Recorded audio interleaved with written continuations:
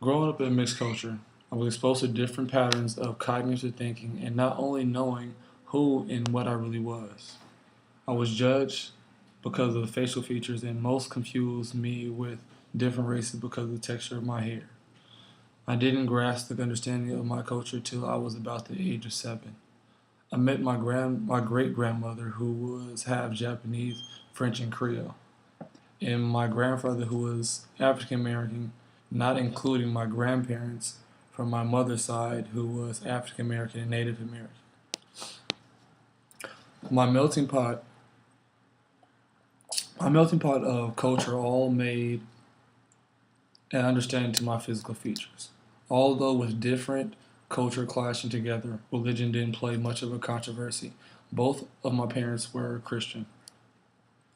The symbolic significance through our religious connection was expressed in our everyday lives through spiritual connection to one another and God. Learning more as I grew up, I found out more about how culture separates my family from east to west. When my grandmother married my grandfather, who was African American, it was looked down upon in the Creole community because of his dark shaded skin. The Creole culture values and beliefs were different than most African Americans. They believed in the dominance of race and keeping it that way. My grandmother ran away with my grandfather to live in California, leaving back her roots and heritage. My grandfather, who grew up in the deep South, was once a slave and he bears the marks to prove it today. Married to my mother's mom, I never got the chance of meeting my mom due to the fact that she was murdered when my mom was in her middle childhood. When I finally came of age, understanding my culture and upbringings, it made me appreciate life and the meaning of freedom. I count my blessings daily. It reminds me how important God has played a role into my life. And it constantly reminds me how a family prays together, stays together.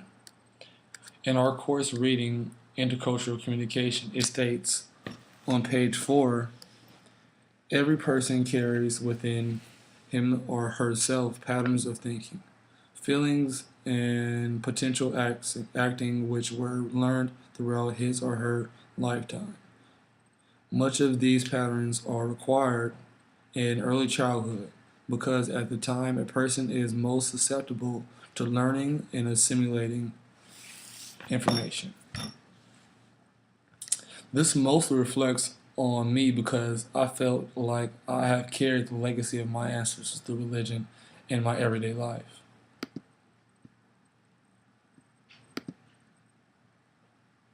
Understanding one's culture plays so much into what and who a person is and what they will become. The struggle of my past has only made me who I am today. As my mind was open and still being open to variations of knowledge that I have learned about my culture has changed in my drive and passion for knowledge.